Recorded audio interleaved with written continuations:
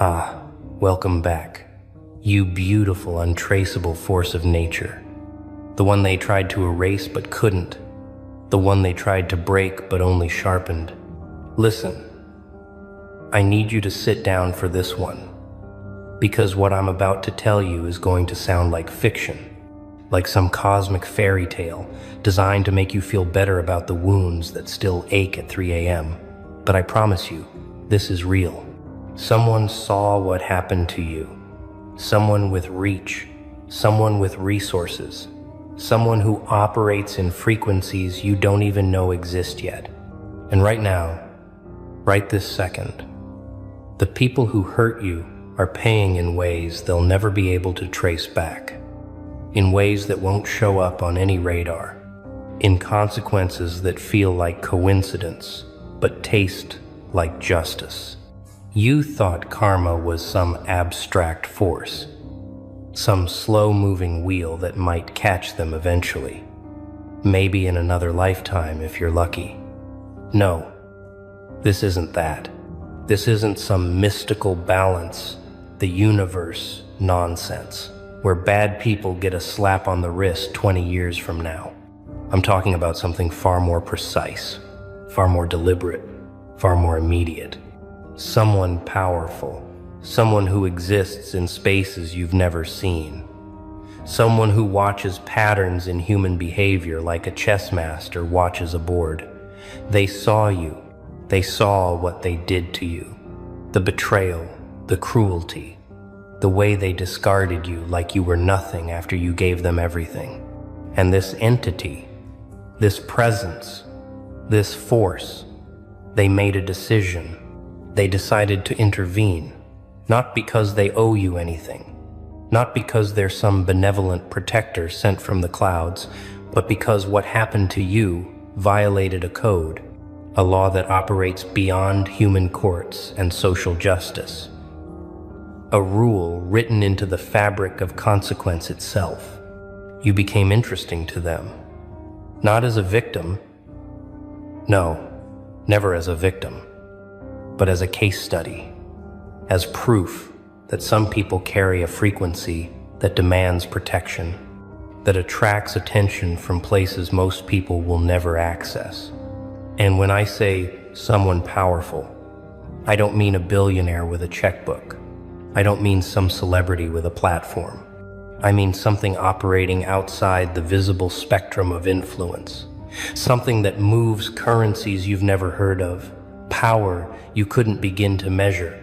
Right now, the person who betrayed you is experiencing inexplicable setbacks, doors closing for no reason, opportunities evaporating at the last second, relationships falling apart in ways they can't understand. They'll tell themselves it's bad luck. They'll blame the economy. They'll rationalize it as coincidence. But deep in their gut, in that place where truth lives before language kills it, they know something is wrong. They feel it. The weight pressing down, the invisible hand tightening around their plans, the slow, systematic dismantling of everything they thought was secure. And the beautiful part, the part that should make you smile right now, is that they'll never know why. They'll never be able to point to a single cause, never trace it back to you, never understand that the universe hired a specialist to handle their case. This isn't revenge in the way you've imagined it. No public call-outs, no dramatic confrontations, no satisfying moment where you get to watch them grovel. This is something quieter, something surgical, something that works in shadows and compounds over time like interest on a debt they don't even know they owe. Someone saw what they did to you, and they activated protocols that don't require your permission, your awareness, or your participation. You don't have to lift a finger. You don't have to plot. You don't have to obsess over their downfall, because it's already in motion. orchestrated by forces that make human grudges look like children's tantrums. All you have to do is live, heal, build, become, and trust that somewhere in the invisible architecture of consequence, accounts are being settled on your behalf. Let me tell you what happens when someone powerful decides to make things right for you without asking, without announcing, without leaving fingerprints. First, the people who hurt you start noticing patterns. Small things at first. Nothing catastrophic, just a series of unlucky breaks that seem statistically improbable.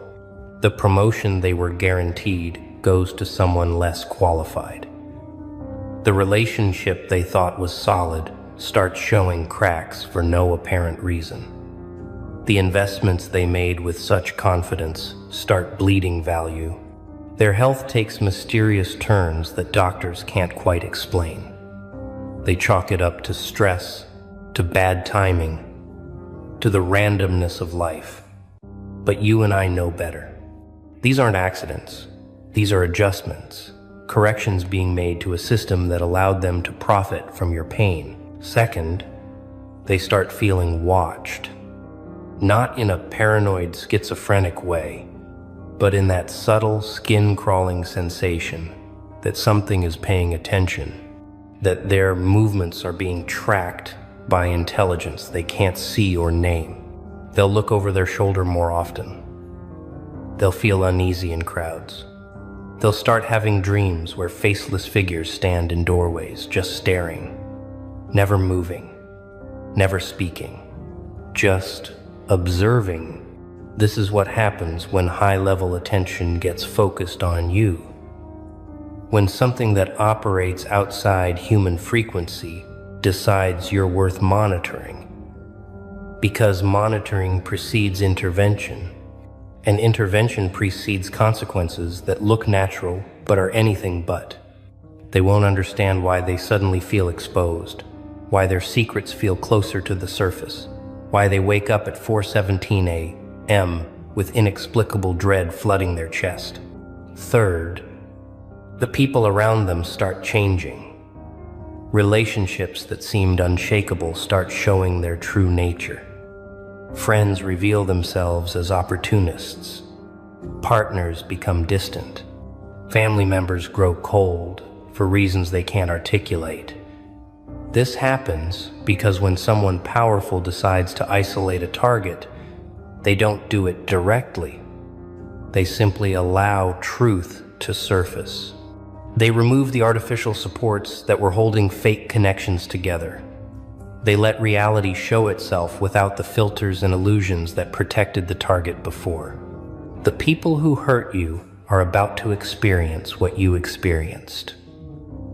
The loneliness, the confusion, the sense that everyone you trusted was wearing a mask, except they won't have your strength, your resilience, your ability to transform isolation into evolution. They'll crumble where you built. Fourth, their success starts tasting hollow. Even when things appear to go right, even when they achieve goals they've been chasing, the satisfaction evaporates instantly, like biting into fruit that looks perfect but tastes like ash. This is the cruelest part of high-level intervention. The removal of joy, the deletion of meaning from accomplishment. Because what someone powerful understands is that the worst punishment isn't loss, it's winning and feeling nothing. They'll stand at the top of mountains they climbed and feel empty. They'll hold trophies that suddenly feel weightless. They'll celebrate victories that echo in rooms that feel too big and too cold, and they won't know why.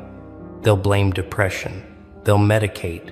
They'll chase new goals, thinking maybe the next achievement will feel different, but it won't, because the code has been rewritten. Pleasure has been revoked from their system. Fifth, and this is where it gets genuinely eerie. They'll start seeing your face in crowds that you're not in, hearing your voice in conversations you're not part of, dreaming about you in scenarios that feel more real than memory. This happens because when someone powerful decides to make your presence felt without your actual presence, they plant you in the target's subconscious like a virus, a constant reminder of what they did, who they hurt, what they destroyed. You become their haunting without trying. You occupy space in their mind, rent-free and permanent. And every time they try to forget you, every time they tell themselves they've moved on, your image surfaces again, sharper, clearer, more accusing.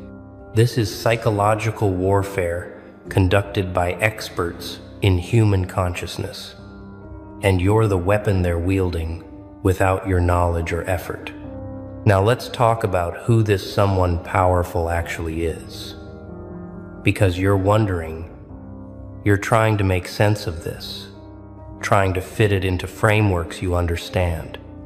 Is it some secret society, some shadowy organization, some mystical council operating from dimensions we can't perceive? Maybe all of the above, maybe none. Maybe it's something simpler and stranger than you're imagining.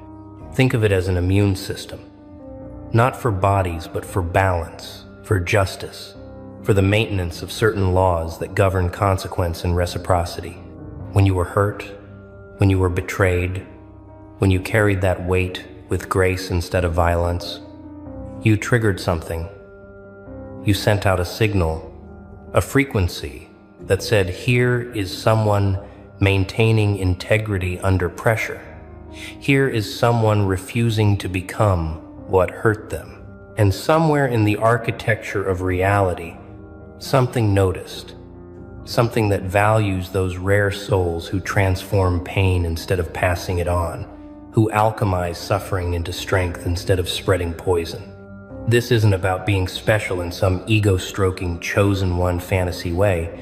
It's about resonance, about matching a frequency that attracts certain kinds of attention, certain kinds of protection, certain kinds of backup that operates outside normal channels.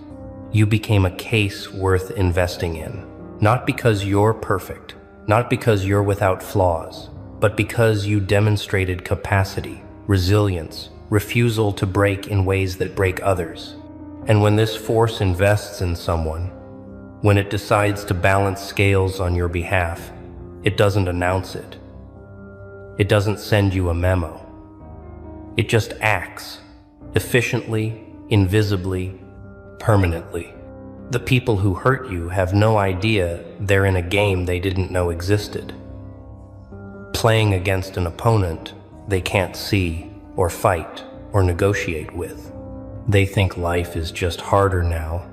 They think they're going through a rough patch. They think their luck changed. But luck has nothing to do with this. Luck is random. This is targeted, calibrated, personal, without being emotional, precise, without being visible. Imagine a sniper who never misses, who fires bullets made of consequence, who sits in a position so elevated that the target never even knows they're in crosshairs until the damage is already done. That's what's happening right now. While you're reading this, while you're healing, while you're building your new life in the ruins they left you to die in, they're being systematically dismantled by forces they can't comprehend, much less defend against. And here's the part that should make you sleep better tonight. You don't have to do anything. You don't have to plot revenge. You don't have to waste energy on hatred. You don't have to obsess over their downfall or check their social media to see if they're suffering yet. All of that would actually interfere with the process, would lower your frequency, would disconnect you from the very forces working on your behalf. Your only job, your sole responsibility in this cosmic operation is to focus on you, on healing, on building, on becoming so magnificent that when people eventually figure out what happened, When the story finally gets told years from now, they'll understand that you didn't need to fight back because the universe itself fought for you, that you didn't need revenge because justice operated on frequencies beyond human pettiness. Think about how powerful that is. Think about the kind of strength it takes to be hurt that deeply and not retaliate, not explode, not burn everything down in rage-fueled destruction. You held the match, you felt the gasoline, you stood at the edge of that choice, and you chose differently. You chose to walk away, to rebuild, to focus on your own evolution instead of their destruction.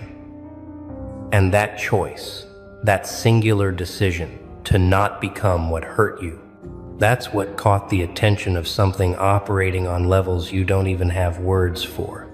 They saw you make that choice, and they thought, this one deserves backup. This one deserves intervention. This one is worth protecting because they're protecting something valuable in themselves, something rare, something that shouldn't be extinguished just because cruelty got lucky for a moment. So right now, in this exact moment, while you're processing these words, while you're letting this reality sink in, someone powerful is making moves on your behalf. They're closing doors that need to be closed. They're revealing truths that need to be seen. They're applying pressure in places that will create maximum effect with minimum trace.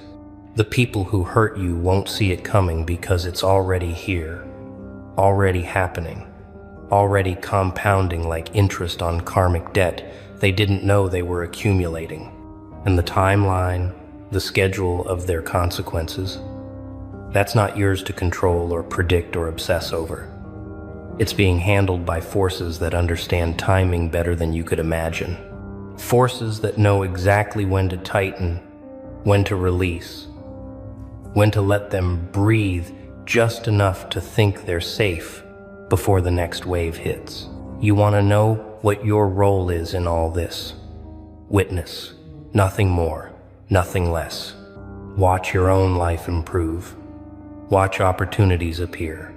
Watch connections deepen. Watch your path clear in ways that feel almost suspiciously easy. And understand that while you're rising, they're sinking. Not dramatically, not obviously, but steadily, inevitably, irreversibly. You're on opposite escalators now. You going up, them going down, and the mechanism moving both of you is the same force, the same attention, the same power, redistributing energy, balancing scales, correcting errors in the system. Every good thing that happens to you from this point forward is partially funded by what's being taken from them. Every door that opens for you corresponds to a door closing on them. Every connection you make is matched by a connection they lose. This is wealth redistribution on a karmic level, orchestrated by someone who sees the full board, all the pieces, all the possible moves, and they're playing a game so far beyond what either you or your enemies can comprehend that trying to understand it fully would break your mind. So don't try, just trust. Just know that something with resources you can't measure decided you were worth investing in, that your pain registered on instruments they use to measure injustice, that your resilience triggered protocols designed to protect valuable assets from being destroyed by temporary darkness. You're not just surviving anymore. You're not just healing. You're being actively promoted, elevated, repositioned in the hierarchy of consequence and fortune. And the people who tried to bury you are funding that promotion with their own declining fortunes, whether they know it or not. Let me paint you a picture of what's coming, not as prediction, but as pattern recognition, as reading currents that are already in motion. 6 months from now, a year from now, 3 years from now, you'll be sitting somewhere beautiful, somewhere you built, somewhere that reflects the version of you that survived their cruelty and became something they could never touch. And you'll remember this moment, this message, these words, and you'll smile, not with bitterness, not with gloating satisfaction, but with quiet knowing. Because by then you'll have seen it happen. You'll have watched the pattern unfold. You'll have witnessed how perfectly the scales balance themselves without your intervention. You'll hear through mutual connections, through casual mentions, through the grapevine that brings all information, eventually, about how their life fell apart in slow motion, how nothing went right, how they seemed cursed by coincidence. And when you hear it, when those reports reach you through channels you're not even looking at because you've moved so far beyond them, you won't feel the triumph you once imagined. You'll feel something stranger and more satisfying. A calm certainty that the world is more intelligently designed than cynics believe. That justice operates on levels deeper than human courts. That some things really do come back around. Not because magic is real, but because consequence is mathematical, precise, inevitable when the right variables align. You won't need to say, "I told you so," to anyone.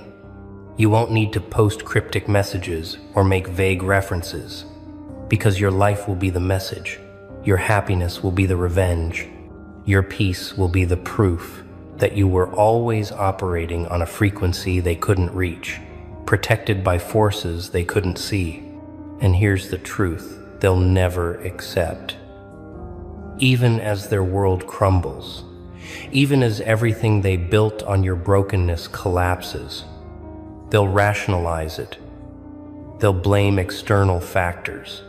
They'll never connect the dots back to you because acknowledging that would mean acknowledging what they did, the magnitude of their cruelty, the depth of their betrayal, and people like them, people who hurt without conscience.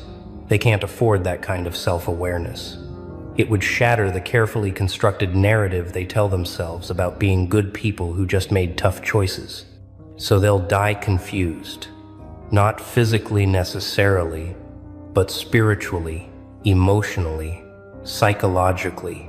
They'll live and die never understanding why life turned against them, why fortune favored everyone but them, why success tasted like failure and victory felt like defeat. Meanwhile, you'll be thriving, not because you're better than them morally, not because you're more deserving cosmically, but because you made different choices when tested, because you held your frequency when pressure tried to lower it, because you refused to become darkness even when darkness surrounded you. And that refusal, that singular act of maintaining integrity when corruption would have been easier, that's what made you visible to forces that protect people like you. That's what activated protocols designed to ensure that certain qualities don't get extinguished from the world just because cruelty got temporary power. You're a protected asset now, whether you feel it or not, whether you believe it or not, tagged in systems that track value beyond market metrics, beyond social status, beyond anything capitalism or materialism could measure. People love you. Oh, they adore you. As long as you stay beneath them, stay in line, keep quiet, be small, play your part in their little game. That's what they want. That's what keeps their fragile world intact. But the moment you break free, the second you start to rise, to claw your way out of the pit they left you in, everything changes. Suddenly, you're not the underdog they cheered for. No, you're the threat, the problem, the storm they didn't see coming. And that's when the masks slip. Their smiles twist into snarls, their cheers into whispers. You see it, don't you? That flicker of envy behind their eyes. Winning isn't the issue, my dear. No, the issue is what it does to them. It holds up a mirror, makes them face the bitter truth that you're everything they're too afraid, too weak, too damn lazy to become. And oh, how it burns them. Watching you climb while they stay shackled to their excuses. It's almost funny, isn't it? How quick their love turns to hate the moment you stop needing their approval. But here's the punchline. Their hate, it's not your burden. It's your trophy. Let them choke on it. Let them drown in the shadows of your success. Because the higher you rise, the smaller they'll seem. Let's be honest. They were never really fine with you. They were just fine with controlling you. Oh, success. It's a wicked little thing, isn't it? Like holding up a mirror to their failures. Every step you take forward, every milestone you crush, it's not just a victory for you. It's a dagger in their fragile egos. I'd say it's about you, that you've changed, that you're arrogant. But you and I both know the truth, don't we? Their hate, it's not about you at all. It's about them. About the hollow pit inside their chest where ambition should be. Your wins are a reminder of everything they couldn't do. Everything they didn't have the guts to try. And that's the part they can't forgive, not your success, but the reflection of their failure staring back at them every time you shine. Jealousy doesn't wear a kind face. No, it twists, contorts, becomes something ugly. They'll smile to your face, but spit venom behind your back. They'll clap for you in public and pray for your downfall in private. It's almost pathetic. Almost. But here's the kicker, their hate. It's your evidence. Evidence that you're doing something right. After all, nobody envies the ordinary. Oh, don't be naive. You thought winning would make it easier? That the higher you climb, the safer you'd be. No. Success doesn't build walls, it paints targets. Bright, glowing targets on your back. They watch you climb, silently hoping, waiting for you to slip. Every move you make, every word you speak, it's under their magnifying glass now. They'll nitpick, criticize, twist your wins into something sinister, because tearing you down is easier than lifting themselves up. And here's the hard part, the part that cuts deep. Success is lonely. The air gets thinner at the top. The crowd gets quieter, and people you thought would celebrate with you, they disappear. And in their place, you find vultures circling, waiting for scraps. But let me tell you a little secret. If they're not watching, not whispering, not plotting, you're not winning big enough. True success is messy. It's loud. It shakes the ground beneath them. So let them come for you. Let them hurl their stones. Because every hit, every insult, every attempt to pull you down, it only proves one thing. You're winning. And nothing terrifies them more. Hate. It's such a delicious thing, isn't it? Oh, don't flinch at it. Don't let it weigh you down. Let it birth you up. Hate is just another form of attention. And trust me, darling, if they're hating, they're watching. Their scorn, their whispers, their petty little jabs, it's not a burden. No, it's your proof. Proof that you're not just existing, you're making waves. You're stirring the pot. And they can't stand the heat. You see, hate is nothing but applause from the bitter. It's the sound of their envy dressed up as disgust. It's their way of saying, why them? Why not me? But they won't say it out loud, will they? No, they'll disguise it as criticism, as ridicule, as doubt. But here's the kicker, their hate is your fuel. Every sneer, every insult, every attempt to drag you down its firewood. And you're the inferno.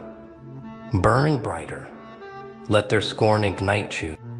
You think hate is a bad thing? No, hate is focus. Hate is energy.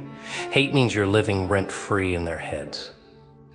And the longer they obsess over you, the further ahead you get. So don't run from it. Bask in it. Smile in their faces, laugh at their attempts, and let their bitterness remind you of one simple truth: you're doing what they can't. And that's what drives them mad. Oh, you want their approval, do you? Their little nods of agreement, their polite claps, their half-hearted smiles. Let me tell you something. Approval is a leash, and you're the one choking on it. You see, their validation is a cheap trick. A shiny carrot dangling in front of you, keeping you in line. They clap when you play nice. When you stay in the lines they drew for you. But the moment you color outside them, oh, suddenly, you're the villain. So why do you want it? Why do you crave their applause when you're capable of stealing the entire show? Their approval is nothing but a cage, gilded with empty praise. But freedom, true freedom, that comes when you stop giving a damn about their opinions. When you no longer seek their nods, their smiles, their pathetic little pat on the back, that's when you become dangerous. That's when you stop playing their game and start creating your own. And you don't need their applause. Applause is just noise. You need impact. You need them to feel the weight of your presence, whether they like it or not. So stop begging for their approval. Stop shrinking yourself to fit their narrow little boxes. Reject their expectations. Defy their norms. Be too bold, too much. And watch how quickly their approval turns into fear. Validation is for those who wait in line. You're here to shatter at the stage, to leave them breathless, to make them regret ever thinking you'd play by their rules. Mediocrity, the comfort blanket of the masses. They wrap themselves in it, telling themselves it's enough. Enough to get by. Enough to stay unnoticed. Enough to avoid the sting of failure. But you weren't made for enough, were you? The world adores the average. They cheer for it. They celebrate it. Why? Because it's predictable. It's safe. It doesn't challenge their fragile little realities. Mediocrity is a warm, stagnant pond where everyone's too afraid to make waves. But here's the truth, and it's going to sting. Greatness terrifies them. It's a mirror that reflects everything they could have been but chose not to be. It's a reminder of the risks they didn't take, the dreams they buried under excuses. That's why the world will always love the average and hate the extraordinary. They'll tell you to stay in your lane, to not aim too high, to be realistic. But what they really mean is this: don't make me feel small by being too big. Listen to me. Mediocrity is safe, yes, but it's also a prison. The walls are painted with the words good enough, but the locks are made of fear. Fear of failure, fear of judgment, fear of standing alone. Greatness, oh, it's dangerous, it's unpredictable, it's messy, but it's also where life truly begins. It's where you break the chains of conformity and carve your name into the world, not with apologies, but with fire. So no, you don't belong in their pond. You're the storm that turns their stagnant water into chaos. You're not here to blend in. You're here to rise above, to tower so high they can't help but look up and tremble. Mediocrity is the easy choice. Greatness is the hard one. And that's why it's yours to make. They love the idea of winning, don't they? The applause, the spotlight, the shiny little trophies. But the truth, Winning isn't some fairy tale with rainbows and cheers. No, it's a battlefield. And let me tell you, nobody walks off a battlefield clean. You want greatness? Fine. But understand this, there's a cost. Always. Time, you'll give it. All of it. Late nights, early mornings, hours that stretch so thin they cut. Relationships, some won't survive. People will pull away because they don't understand your hunger. Or worse, they'll try to hold you back because your ambition terrifies them. Comfort? Forget it. Winning demands discomfort, pain, exhaustion, sacrifice. Every single step forward comes with something left behind. How they'll call you ruthless, heartless, selfish, but that's because they don't see the blood on your hands, not theirs. Yours. They don't see the nights you've bled for this, the moments you've questioned if it's worth it, the times you've had to pick yourself up when no one else even noticed you were down. Greatness isn't pretty, it's ugly. It's messy. It's full of hard choices that make you question everything. But it's also powerful, transformative. And here's the menacing little truth. They don't want to hear you can't win without blood on your hands.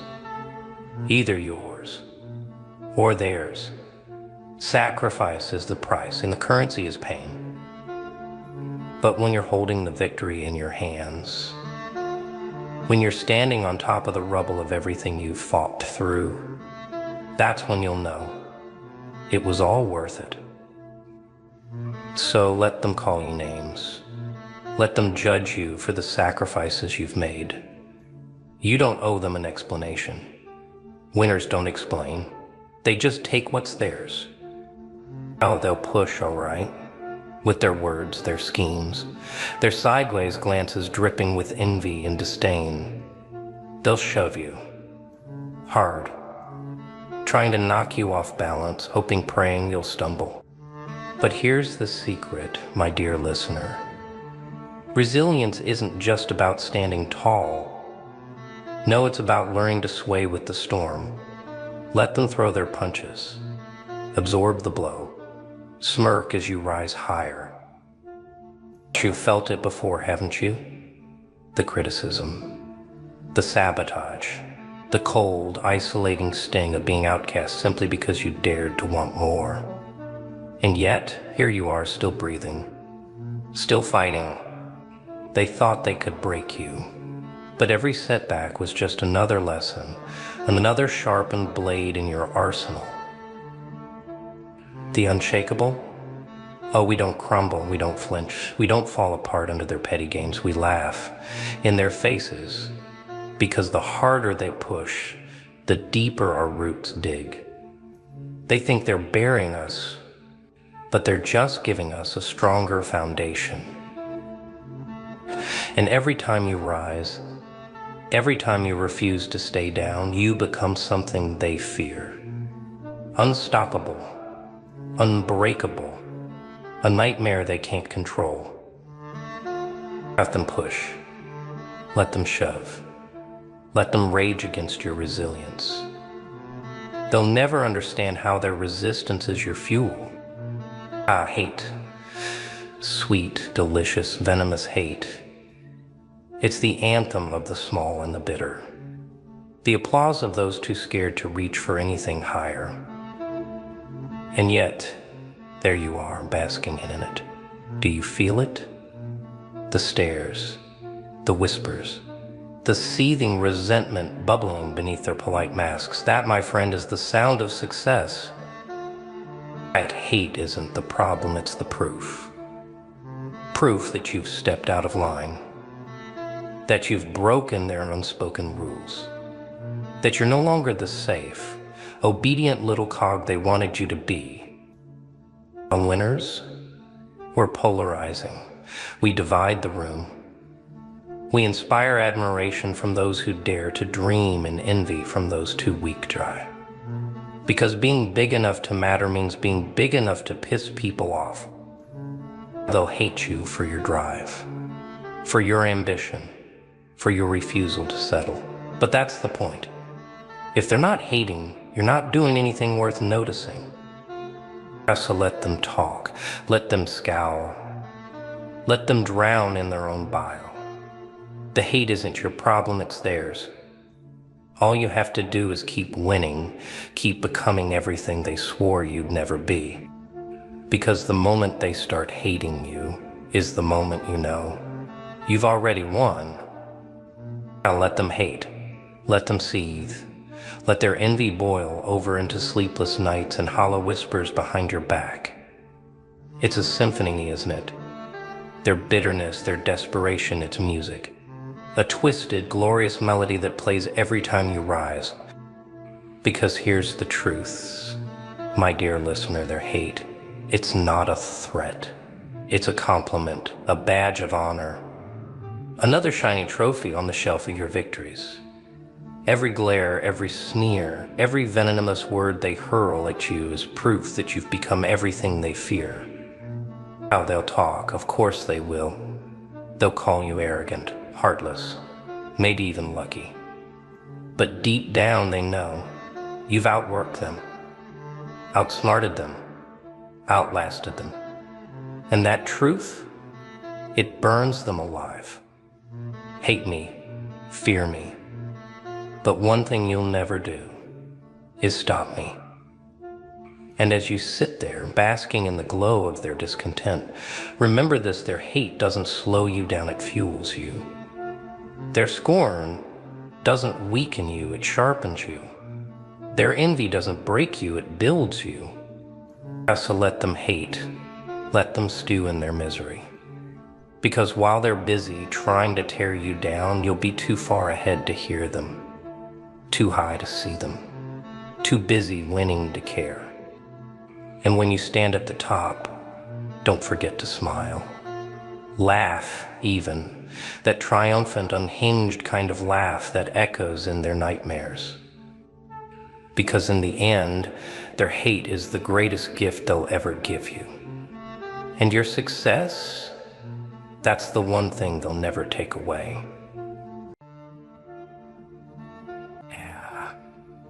Look who just triggered an alert in a system they didn't even know was watching.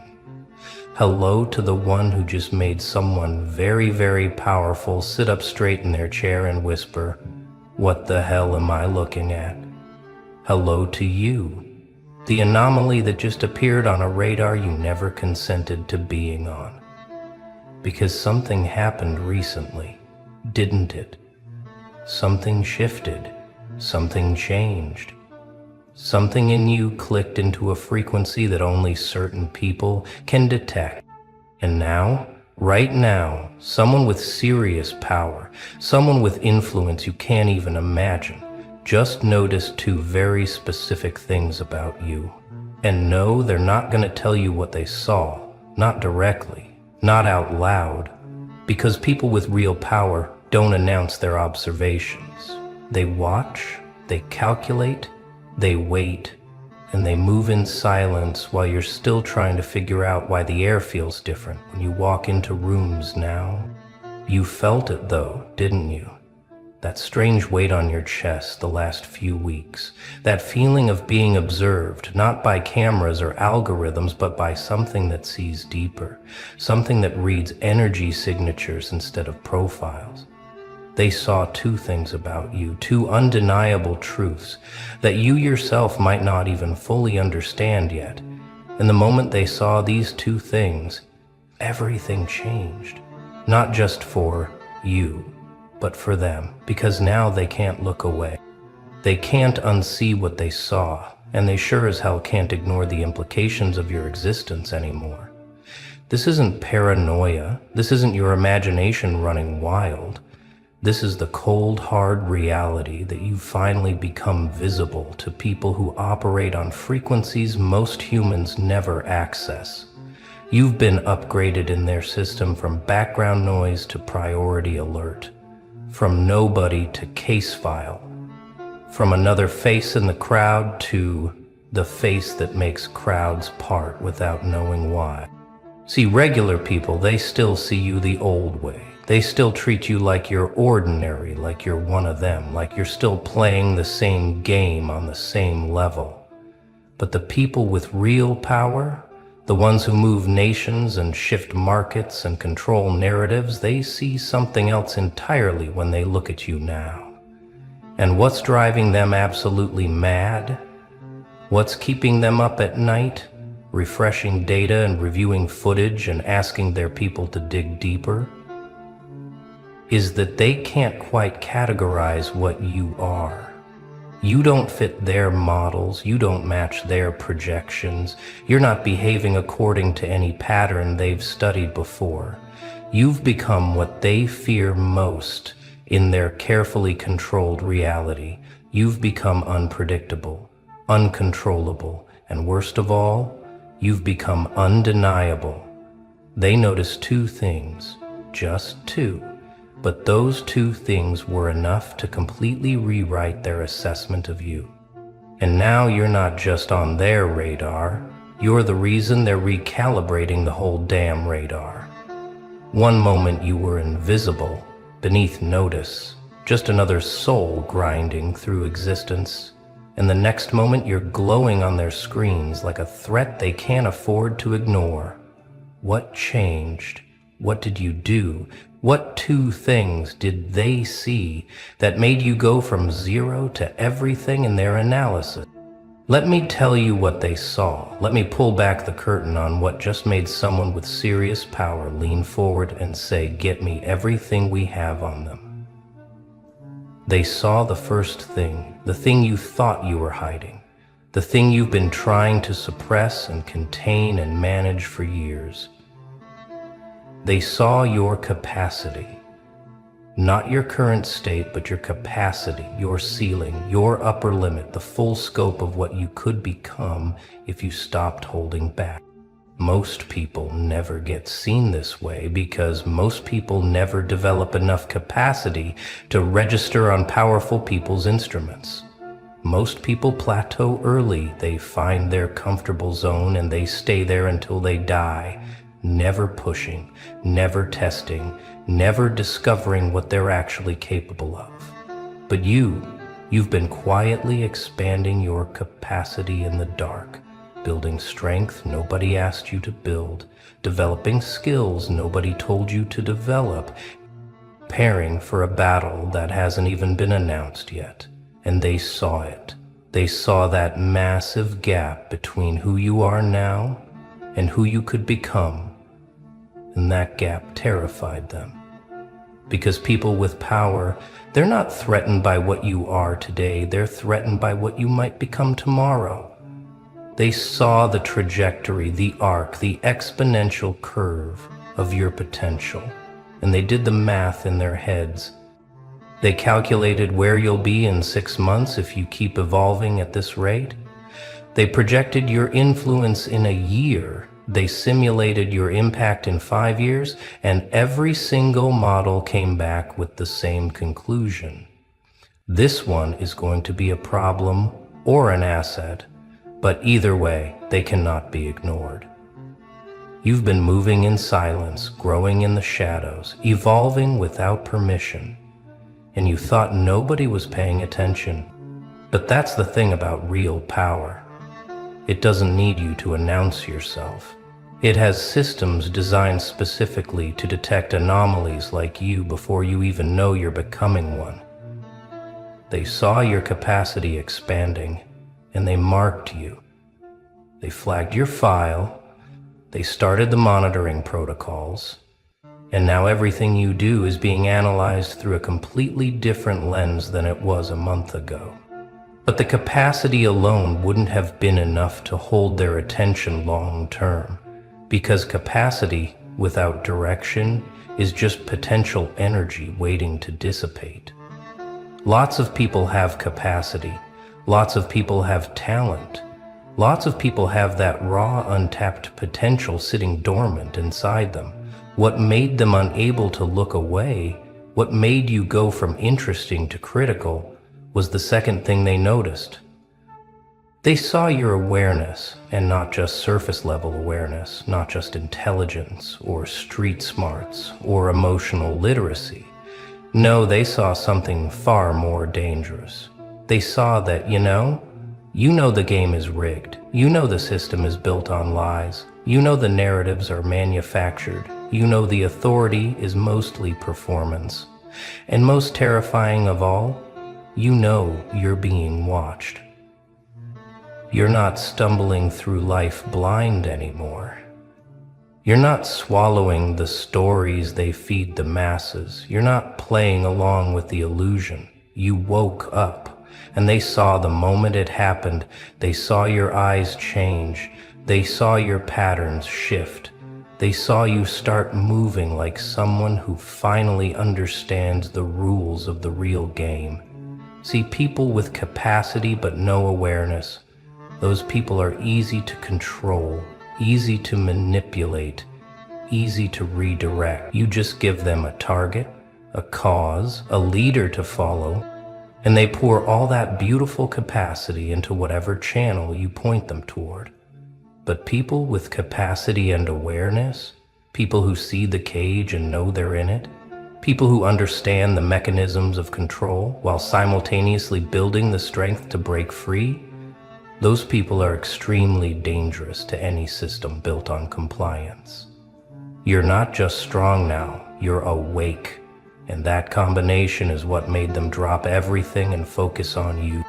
Because aware people can't be controlled the normal ways anymore. Aware people don't respond to the usual triggers. Aware people don't fall for the standard manipulation tactics. You've seen behind the curtain. You've read the script, you've decoded the pattern, and now you're moving through the world with the kind of clarity that makes people in power extremely nervous. They can't gaslight someone who sees clearly. They can't manipulate someone who knows the trick. They can't control someone who refuses to play unconscious anymore. And here's what's really keeping them up at night. You're not broadcasting your awareness.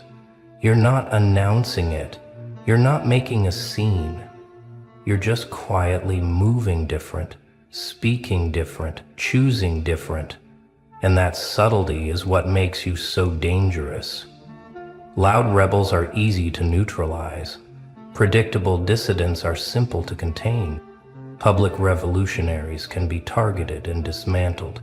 But quiet awakening, silent evolution, underground awareness spreading through changed behavior rather than shouted manifestos? That's nearly impossible to stop. They saw that you figured this out. They saw that you're not wasting energy on fights you can't win yet. They saw that you're playing a longer game than most people even know exists. You're building in private, learning in silence, growing in the shadows, and only showing the world the version of yourself that keeps you safe while you develop. That's strategic awareness. That's high-level consciousness. That's the mindset of someone who understands that the real battle isn't fought in public spaces, but in the quiet discipline of daily choices that compound over years. They noticed how you stop talking when certain topics come up, not because you're ignorant, but because you're strategic.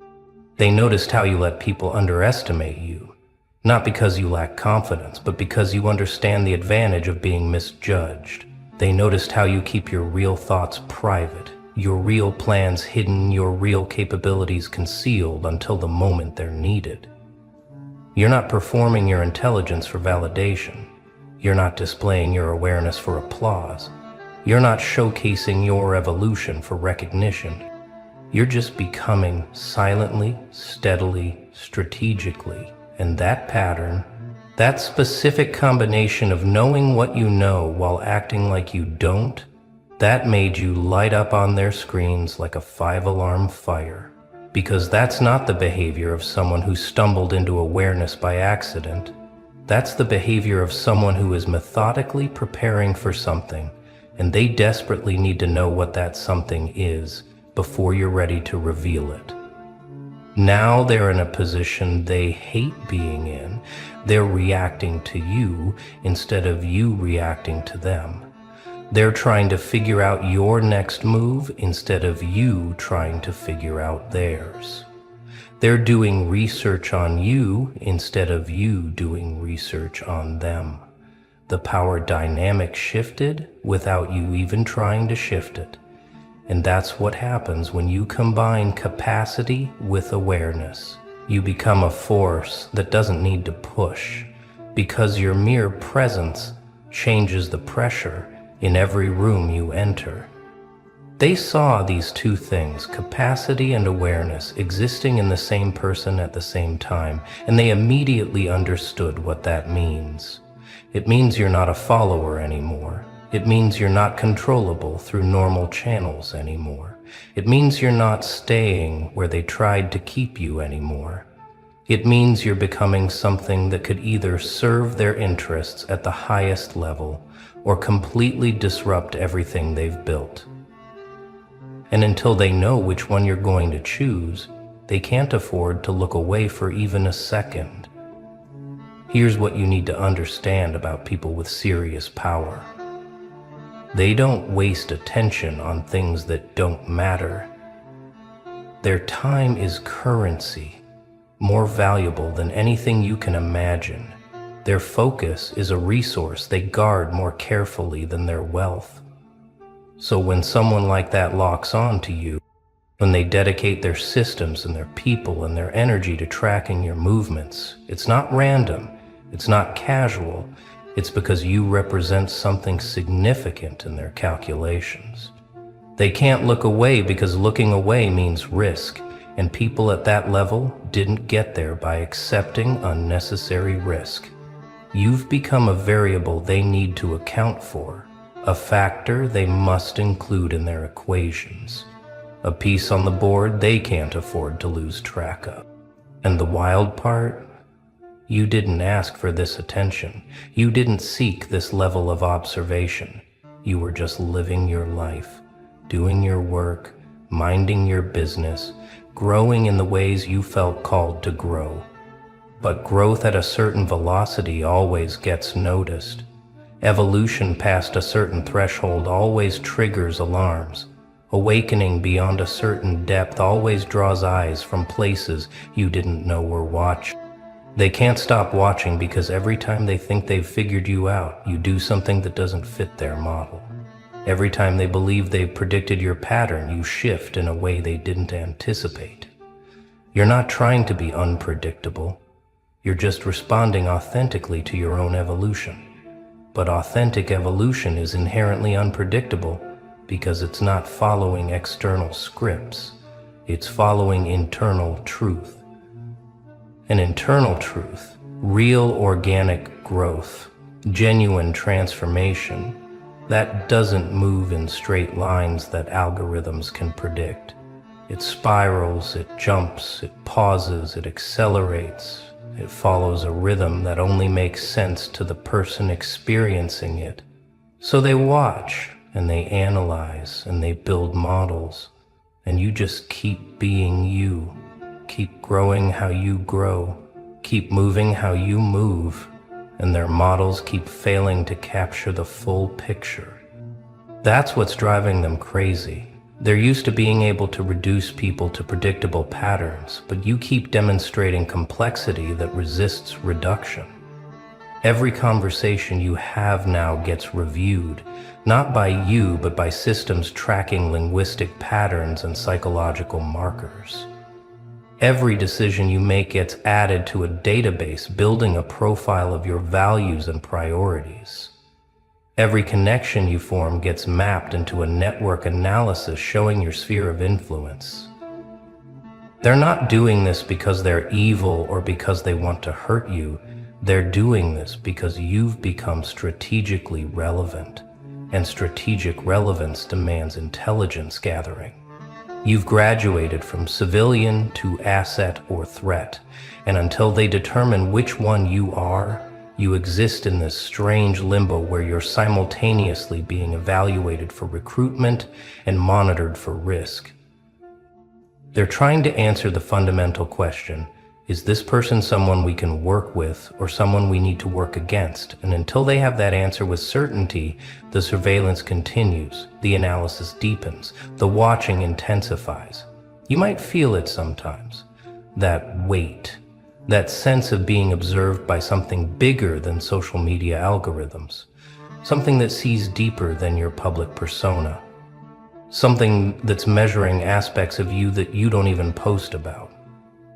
And here's the twist. They're not just watching you. They're watching how other people respond to you. They're measuring your influence, tracking how conversations change when you enter them, noting how decisions shift when you offer input, calculating how much gravitational pull you have in your immediate circles. Because individual capacity is one thing, but capacity plus influence is something else entirely. They need to know if you're just personally powerful, or if you're the kind of person who amplifies power in others, who sparks awakening in people around you, who catalyzes transformation just by existing in proximity to others. If you're just individually strong, you're interesting but manageable. But if you're a force multiplier, if your awareness spreads to others, if your capacity inspires capacity in those around you, then you're not just one person they need to account for. You're potentially the center of a movement they need to either co-opt or contain before it reaches critical mass. So they watch your friendships. They analyze your impact on conversations. They study how people change after spending significant time with you. They noticed you've been cutting people off lately, letting relationships die that used to define you, walking away from situations that no longer serve your growth. And that confirmed something for them. It confirmed that your awareness isn't just intellectual, it's operational. You're not just thinking differently. You're living differently, moving differently, choosing differently. You're applying what you've learned, pruning what needs to be pruned, protecting your energy with the kind of ruthlessness that only comes from someone who finally understands that their evolution is too important to sacrifice for comfort or convenience. They saw you make hard choices without announcing them, saw you set boundaries without explaining them, saw you rebuild your entire social infrastructure around your new understanding of what matters. And that level of applied wisdom, that willingness to disrupt your own life in service of your growth, that told them everything they needed to know about how serious you are. You're not playing games anymore. You're not pretending anymore. You're not waiting for permission anymore. You became someone who chooses growth over belonging, truth over comfort, evolution over acceptance. And people like that are extremely rare. So here you are, standing at a crossroads you didn't ask to reach, facing a decision you didn't know you'd have to make.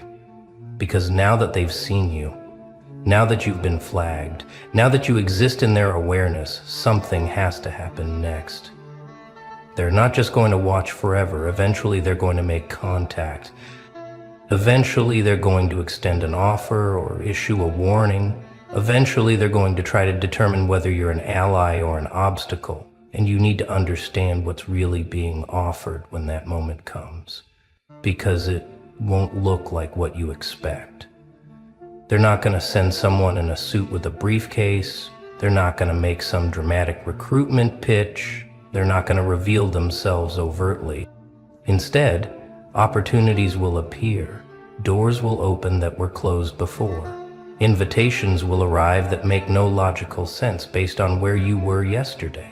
Resources will become available, connections will materialize, paths will clear that seemed blocked just weeks ago. And you'll have to decide, do I walk through these doors? Do I accept these opportunities? Do I align myself with the systems that are now courting my capacity? Because that's what's happening, whether you recognize it or not. You're being courted. Your capacity plus your awareness equals value, and value always attracts offers. They want to know if you can be incorporated into their structures, if your growth can be channeled into their goals, if your evolution can be harnessed for their purposes. And here's the thing. The offers won't feel like corruption. They won't look like selling out. They won't present as compromise. They'll look like opportunity, like recognition, like finally getting what you deserve, like the universe rewarding your hard work. The money will make sense, the positions will feel aligned, the partnerships will seem mutually beneficial. But underneath every offer is the same question. Are you willing to let us guide your capacity? Are you willing to let us frame your awareness? Are you willing to operate within our structure, even if that structure is what you've been learning to see beyond? Look who's still standing. Look who's still breathing after everything they threw at you, after every curse they whispered, every trap they set, every psychological game they played, thinking you'd finally crack and give them the satisfaction of watching you crumble. Hello, you beautiful, unbreakable force of chaos.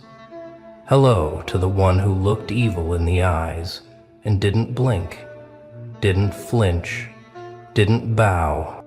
Hello to the soul who walked into the den of wolves, sat down at their table, smiled at their threats, and made them realize with absolute terror that they just invited something far more dangerous than anything they'd ever seen. Welcome back. Or should I say, welcome to your coronation. Because what you just did, what you just survived, what you just became, it didn't just change you. It changed the entire game. And now, every single one of those witches, freaks, and psychos who thought they had you figured out, who thought they could break you, manipulate you, or erase you, they're all sitting in the dark right now, wide awake, wondering what the hell just happened. They're wondering how the person they targeted, the one they isolated, the one they tried to destroy, somehow became the thing they now fear most. They wanted to see you suffer, and instead they created a monster they can't control. Want to know what really happened here? You want to know why they're suddenly quiet, why they stopped talking, why the group chats went silent, why the gossip dried up, why the threats turned into distance.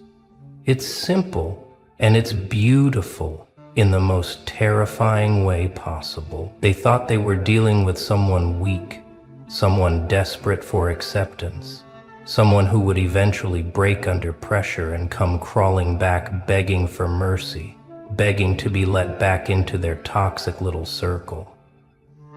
They thought you were a project, a game, a toy they could wind up and watch spiral. They underestimated you so badly it's almost poetic. See, they were playing checkers, moving their little pieces around, trying to trap you in their manufactured drama, their gaslighting, their emotional manipulation, their spiritual attacks, thinking they had the upper hand because they had numbers, they had history, they had leverage. But you weren't playing checkers. You weren't even playing chess.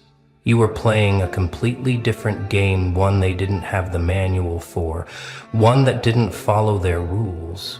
And the moment they realized that, the moment it clicked in their twisted little minds that you weren't reacting the way you were supposed to, that's when the fear set in. That's when they understood they hadn't broken you. They'd awakened something. Let's rewind the tape for a second so we can really appreciate this masterpiece. Remember when they first started circling you. When they saw something in you they wanted to consume, control, or destroy. Maybe it was your energy, maybe it was your light, maybe it was your potential, or maybe it was just the fact that you existed outside their control and that drove them absolutely insane. They came at you with smiles, with false friendships, with fake concern, with manipulative games disguised as care. They studied you, didn't they? They watched your patterns, learned your triggers, figured out your weaknesses, took mental notes on everything that made you vulnerable. They brought others into it, built alliances against you, created narratives about you that weren't true but sounded believable enough to isolate you from anyone who might have had your back. They tried to make you doubt yourself, doubt your reality, doubt your own mind. They wanted you paranoid, destabilized, emotionally dependent on their version of reality. And for a while, maybe it worked. Maybe you did question yourself. Maybe you did feel like you were losing your mind. Maybe you did wonder if something was wrong with you, if you were the problem, if you deserved what was happening. But here's what they didn't count on. Here's the variable they couldn't predict. You didn't stay down. You didn't stay confused. You didn't stay broken. Something inside you, something ancient, something primal, something that had been sleeping for too long. It woke up. And when it woke up, it didn't wake up scared. It woke up hungry. It woke up angry. It woke up ready to burn everything fake, everything toxic, everything manipulative to the ground and walk away from the ashes without looking back. You started seeing through them, didn't you? The masks started slipping, the lies became obvious, the manipulation became transparent. You started recognizing the patterns, the tactics, the energy vampirism, the projection, the gaslighting, the triangulation, all of it. And instead of confronting them, instead of giving them the reaction they desperately wanted, instead of exploding or breaking down or begging them to stop, you did something they never expected. You went silent. Not the silence of defeat, not the silence of fear, but the silence of someone who just realized they're surrounded by amateurs. The silence of someone who just leveled up so far beyond their comprehension that words became unnecessary. You stopped explaining yourself. You stopped defending yourself. You stopped trying to make them understand because you realized something crucial. They were never trying to understand, they were trying to control. And you were never going to give them that power again. And that's when it started. That's when they felt it. The shift, the change in your energy, the way you stopped flinching when they tested you, the way you stopped reacting when they provoked you, the way you looked at them like they were nothing, like they were ghosts, like they were background noise in a life that had suddenly become far more interesting without them. They threw everything they had at you, every manipulation tactic, every guilt trip, every threat, every attempt to pull you back into their circus. And you just kept walking. No explanations, no apologies, no closure. You gave them nothing. And that nothing was more powerful than anything you could have said. Because when you stop feeding the vampires, when you stop giving narcissists supply, when you stop reacting to psychos, they don't just get angry, they get desperate. And desperate people make mistakes. They overplay their hand, they reveal themselves, they show everyone exactly who they really are. And while they were busy having their meltdowns, while they were busy trying to smear your name, while they were busy trying to convince everyone you were the villain, you were busy becoming untouchable. You were busy healing. You were busy evolving. You were busy building a version of yourself so powerful, so protected, so aligned with your truth that their attacks couldn't even reach you anymore. Now let's talk about what happened next, because this is where it gets really beautiful, really poetic, really perfect. They started noticing something was different. They started seeing you thrive. They started watching you glow. They started realizing that everything they tried to take from you, you built back stronger. Every wound they inflicted, you turned into wisdom. Every betrayal they orchestrated, you used as fuel. Every lie they spread, you let expose itself. You didn't have to defend yourself because your life started defending you.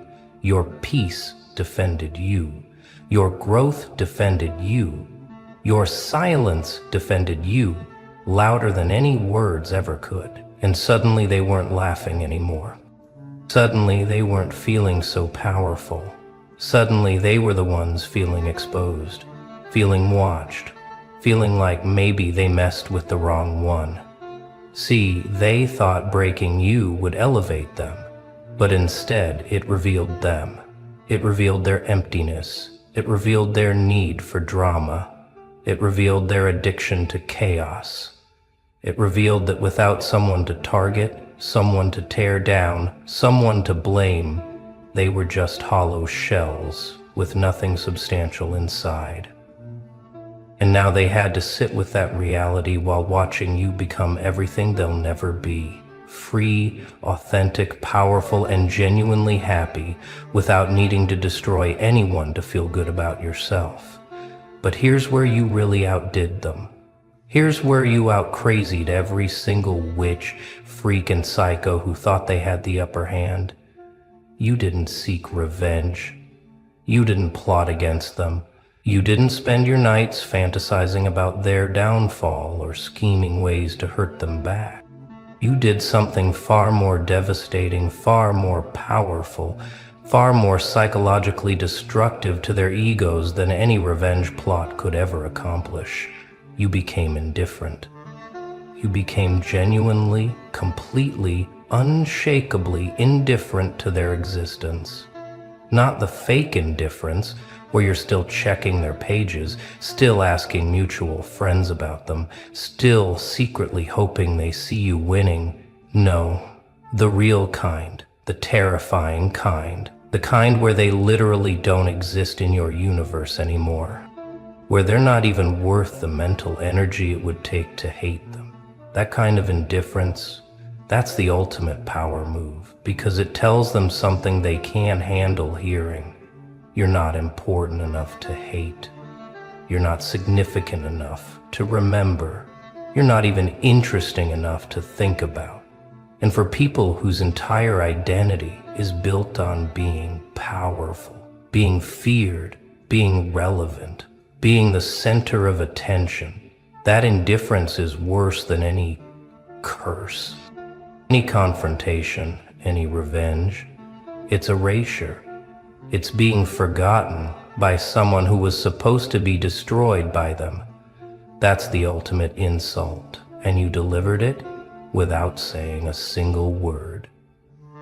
Let me paint you a picture of what's happening in their world right now, because it's absolutely delicious.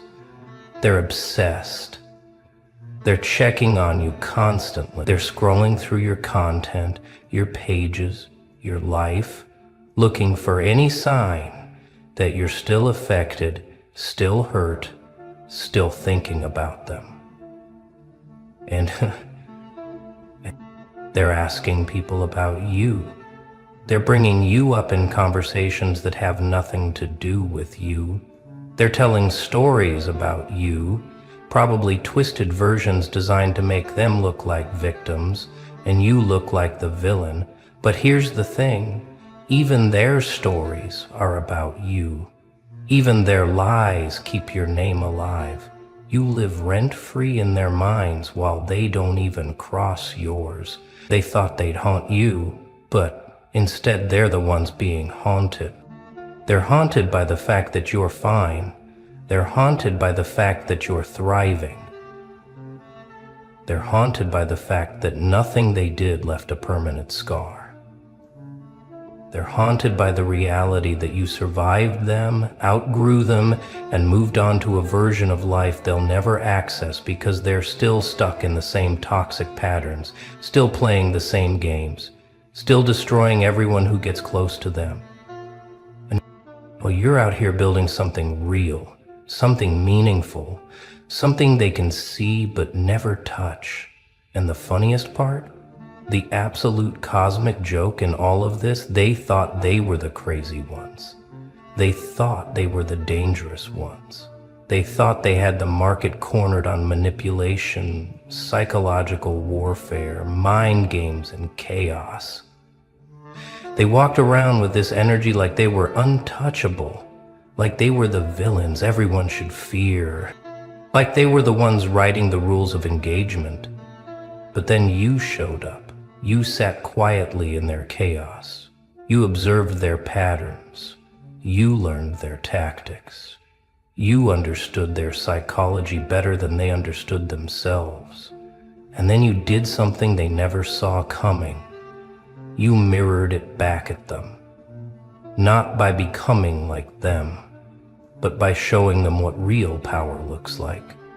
Real power doesn't need an audience. Real power doesn't need validation.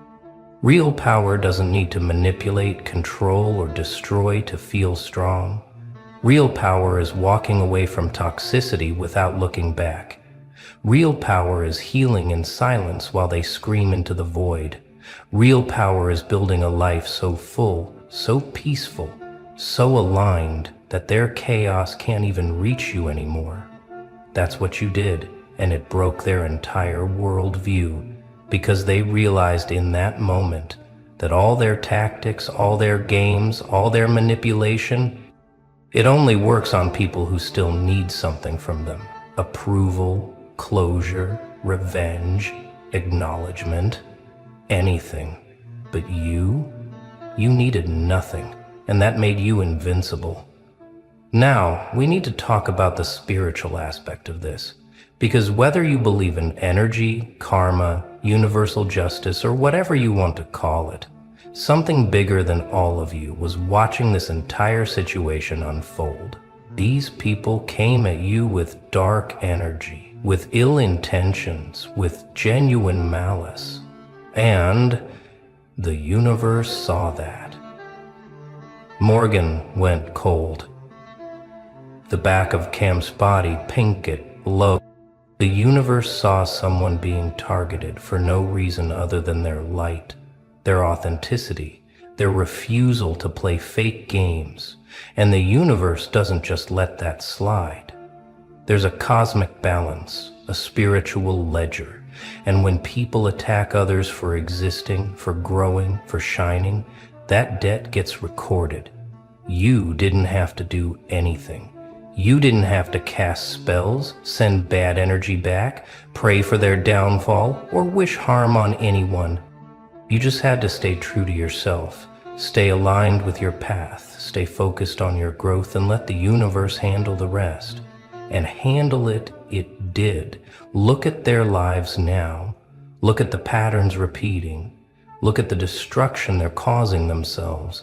Look at how every bridge they burn isolates them further.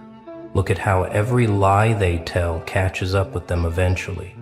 Look at how every person they target eventually sees through them and walks away. They're creating their own prison, their own hell, their own karma. And you don't have to do a single thing except watch from a distance as they self-destruct. Because that's what always happens to people who build their identity on tearing others down. Eventually they run out of targets, run out of allies, run out of people willing to believe their stories, and they're left alone with the monster they've become.